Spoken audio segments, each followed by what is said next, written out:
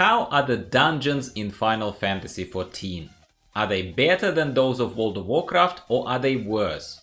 Hello and welcome back to the channel, everyone. My name is Gyro, I'm your host here, and today we're continuing this mini-series for any migrant or refugee of World of Warcraft who is either considering to try Final Fantasy XIV or already sort of dipping their toes into Final Fantasy XIV, just like I did a couple of weeks ago. I'm not pretending to be an expert, but I share my impressions and my discovery of Final Fantasy XIV with all of you for what it's worth, as I discover it, welcoming your feedback, suggestions, guides kind of, and tips in the comments as always. Thank you very much for being such a wonderful, welcoming Final Fantasy XIV community. So, without any further ado, let's talk about dungeons. Please be advised that a noticeable taste of blood is not part of any test protocol. So I'll tell you straight away that I liked the dungeoning experience in Final Fantasy XIV as a newbie of the game. But the reasons why I liked this experience might not be connected to the actual quality of the dungeon per se, as an entity, as a type of content in Final Fantasy XIV.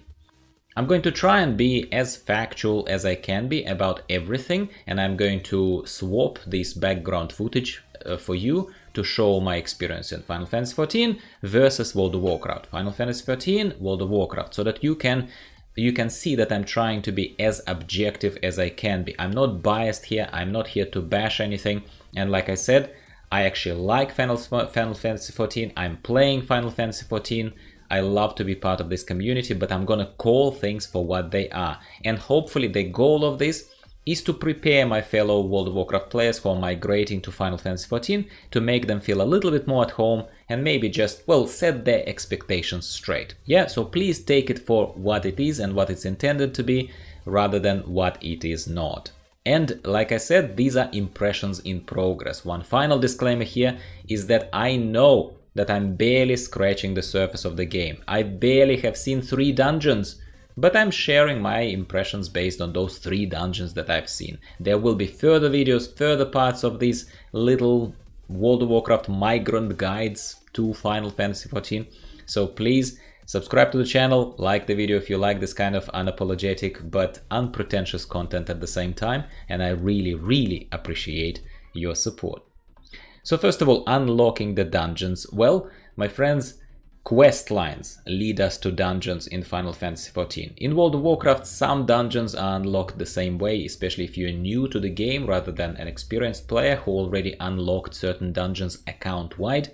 But in Final Fantasy XIV, your level bracket will not automatically give you access to certain dungeons. You have to go through the main story questline, MSQ, in order to get to the point when the dungeon gets presented to you for the first time, and that is when it gets added to Final Fantasy XIV's equivalent of what we know as World of Warcraft players as a dungeon finder.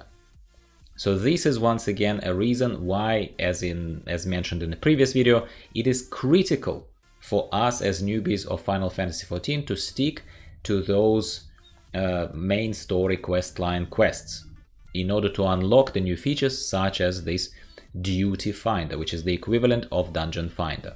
The Duty Finder itself, by the looks of it, is split between regular or normal dungeons and the high-end duties, so to speak, which I haven't seen yet. As you can see, I'm a newbie of the game, but I can only assume that those will include sort of heroic or maybe even mythic dungeons and raids. To be confirmed, please don't quote me on this, I've given enough disclaimers, and I welcome your corrections and your suggestions to, what should I pay attention to, or what I may or may not be getting right at this point in the comments down below.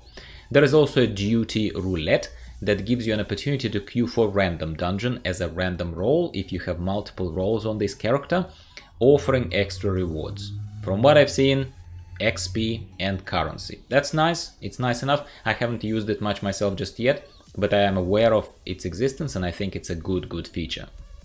So let's talk about detail and layout, maybe a little bit of the dungeons, but detail mostly. So once again, I've only barely scratched the surface of the game and seen 3 dungeons of Final Fantasy XIV at the moment of recording of this commentary video, so I'm really open to my further exploration, and I suspect that things get better.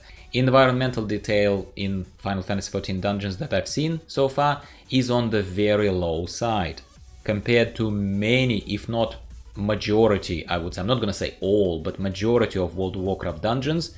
But I personally didn't mind it too much, once again, probably because I simply was starved and wanted to get this general feel of playing with real people, once again, who are coming together to overcome obstacles. That's why we go into dungeons, you know. Yes, I want it to be nice and pretty, and I want to see that there is some investment into environmental detail. I'm used to it from World of Warcraft, but for me, the social experience, I think, was what made this shine, personally. Funnily enough, that the very first dungeon that you unlock, Sastasha dungeon around level 15, I understand, was actually the most pleasant and I suppose more richly decorated, kind of the environmental detail was higher in that dungeon than the other two, funnily enough. So if I had to cast my vote here, visually that first Sastasha dungeon was actually more pleasant. But mechanically and kind of just being a little more challenging and interesting, I'd say that the mines would be winning for me from the first three that I've seen. Generally, I would have to say, once again here, take it for what it is, it's just a fact. I notice as a WoW player, let's say, I notice that there is kind of no life, environmental life, in a Final Fantasy XIV dungeon environment. For example, there is no grass, there are no small critters running around. Like all these small things that make, in my opinion, dungeon environment more believable, more, well, it's a subset of the world that we're playing, right? More alive, more interesting. It's just not there in Final Fantasy XIV. There are other good things to it, we'll talk about it, but that is just not there. And to a World of Warcraft player who is used to, I'm not gonna say spoiled by, but I'm gonna say used to this kind of detail, it's gonna cut your eye, like you're gonna notice it immediately. Brief mention of the UI and everything else here that you would expect to see from a dungeon environment as a World of Warcraft player now coming to Final Fantasy XIV. It's all very familiar, it's all very comparable, very familiar. You can see and hear my comments on the UI in the previous video that I posted, kind of about my early impressions from Final Fantasy XIV, if you would like to. But here I would say that one thing that definitely doesn't exist in World of Warcraft and that I actually don't mind and quite like are those aggro arrows, or whatever the actual term is, that show you unambiguously, very clearly where that mob is going and who that mob is attacking. I think that's actually cool, especially for newbies, especially for people who are completely new, not just to Final Fantasy XIV, but to dungeon environment, to those kind of games. I actually think a big arrow pointing, hey, this guy is heading that way. Like, be mindful of that healer, be mindful of that tank. I definitely like it. But for more experienced players, I think it very easily could come across as being over the top, very telegraphed, very full on. Now, talking about trash, like just general mobs, general enemies in the dungeons, again, from the limited thing that I've seen, I suspect that it varies vastly, greatly from dungeon to dungeon, but from what I've seen, enemies are very basic, rather comical to my WoW trained eye that I stopped apologizing for. But I think that it's that whole, I'm not gonna even call it specifically Japanese aesthetic, because some of you tried to pull me up on that, like, what's Japanese about it, Gyro? I'm just gonna say Asian. It just looks too whimsical, maybe, to an extent for me. It doesn't offend me, it doesn't make me like roll my eyes and just like, nah, that's not for me. No, I'm past that point, I'm cool, right? And there is plenty of whimsy and similar things in World of Warcraft. But here, you know, the detail is on the low side. Some weird things that look like, I don't know, some plaits of some hair running by itself there. I don't know. I honestly don't know. I almost don't want to comment on it, but I signed up to create this video for you, my friends, and I'm always going to be honest with you. So in this case, not my intent to bash it, but I look at it and I'm like, what's that? What is it? Anyway, doesn't matter. Now, dungeon loot system. Look, to a World of Warcraft player trained eye, it looks like a classic need, greed, pass looting system. Familiar to all of us, very much so, especially who played World of Warcraft for many years like I did. And my understanding of this kind of loot system is that I can compare it fairly nicely to the classic, World of Warcraft classic loot system that used to be need, greed, pass based before the personal loot was added to World of Warcraft as we know it in retail version. Not enough accessibility here. Nothing pops in your face like, hey, this boss dropped this loot, or Gyro got this loot and you got nothing. Like, you know what I mean? There is nothing like that. So you need to actually train yourself to pay attention to when the fight finishes, and it might not be even a boss fight, so you need to kind of pay attention that in the text of the chat window, there is this completely like very easy to miss line occasionally popping saying cast your loot. It means that you might not have noticed in the rush of things, maybe your tank has already bolted somewhere and you need to run after them. You might not have even noticed that there is a tiny chest left on the ground after you killed the bosses of trash, and you need to click on that chest and then you'll see what loot is there, and then you can cast your vote on it. So don't expect some pop-up in your face saying, yo, awesome loot dropped, what do you want to do with it? I actually think this is definitely like, let's just call it for what it is. It's not as advanced a system as retail World of Warcraft, or at least that's what we're used to. It's not entitlement talking, it's just normal accessibility. It's like you can choose to live a life with a torch, or you can choose to have Wi-Fi and electricity. I'm coming to Final Fantasy XIV from the world that has Wi-Fi and electricity, okay? It's not me demanding anything, it's me preparing my fellow World of Warcraft players to the fact that basically, my friends, you're stepping into WoW Classic here, okay? That is the best way to mentally frame this and not like get disappointed later, you know what I'm saying? Speaking of the loot itself, I have to add that it's not particularly exciting. Dungeon loot, from what I've seen. Yes, I'm barely scratching the surface, how many times can I say it? What do I mean by that? Look, in World of Warcraft, in all honesty, whether you're a newbie or not, whether it's a first dungeon or the end game dungeon, when you go into a dungeon and get dungeon loot, generally you get a feeling that you got something awesome, or at the very least much better than something that you got from questing. In Final Fantasy XIV, again from these dungeons that I've done so far, the loot that I've seen, look, maybe it's tiny bit better than the questing outside for the same level, but I don't know, jury is out, jury is still out on that one. But to me, none of those pieces that I got from the dungeon, they were blue pieces, they were rare, they were rare gear, but I was getting rare gear for the quests anyway outside. So to me, so far, like, the dungeon loot was loot, I'm glad it's there, but honestly, it's not like, yeah, I go to a dungeon and wow, I got this awesome axe I couldn't get anywhere else. Nah, that doesn't feel like that. Bosses from these basic dungeons seem very basic, tank and spank usually, at least from the perspective of a healer, and I get that it will feel probably very different to a tank, but from what I've seen, nothing to write home about.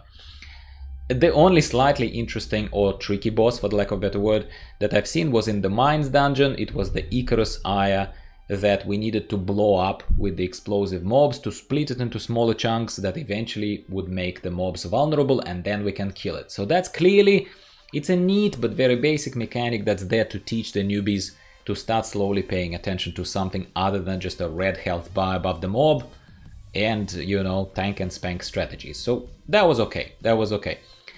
I have to, in the wrap-up of this, before I summarize everything for you, I have to mention player animations. I know this is not dungeon-specific feedback, but this is something that I didn't include in my previous video of just tips and initial impressions about Final Fantasy XIV to kind of set the expectations with my fellow World of Warcraft players. But, and here also, in the dungeon, I suppose it's more front and center than it was before for me, because you have players here with you, right? So you kind of see people running here with you. It's very different to just running alone in the woods and only looking at your own back. It's very different when you see someone skipping right in front of you, okay?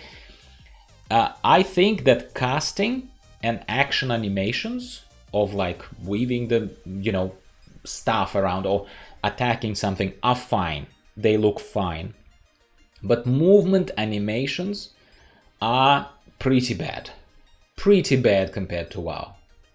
I can't simply attribute it all to server lag, hence the lag skipping business. You know what I mean if you're looking at the screen right now.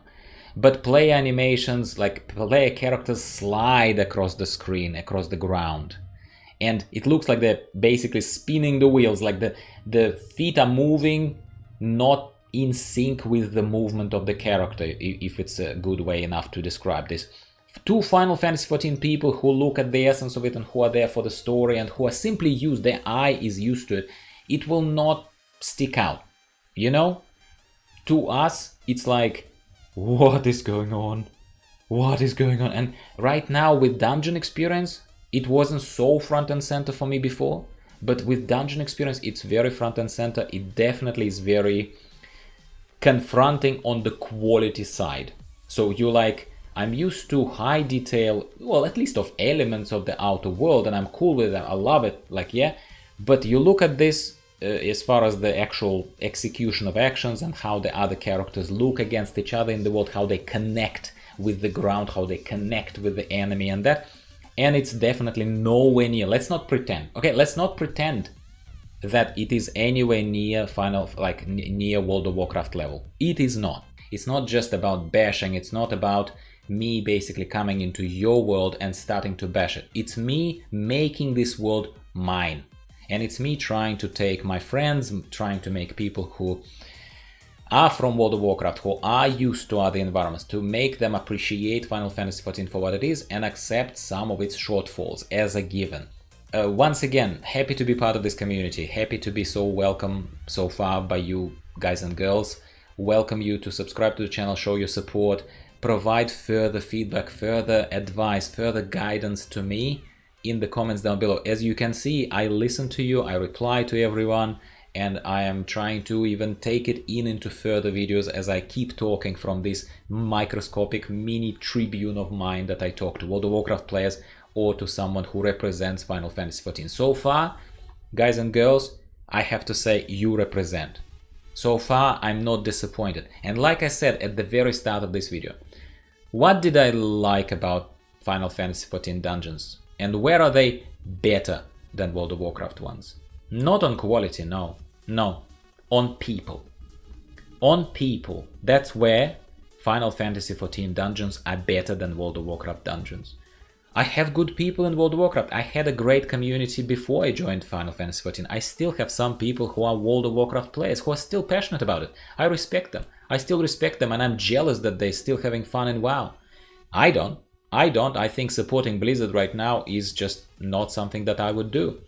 But at the same time, in this particular case, please don't take it as an attack on your game. I'm making this game mine now. This is my game too now. But some bits and pieces, people who are migrating from World of Warcraft here and who are good people, they're just used to different kind of patterns, different kind of stuff. I think they need to hear this. And I think that they need to have realistic expectations of what Final Fantasy XIV will give them versus what it will not. Like such as environmental detail, such as other kind of stuff. That's all I wanted to say to you here. I'm sorry for such a rich disclaimer, rich thing. It's because I don't want to go on a wrong foot with my people from Final Fantasy XIV world now. I want you to learn and understand where I'm coming from. I'm not here to bash anything. I'm here to just try and help, I suppose, people and try to have fun in the process myself.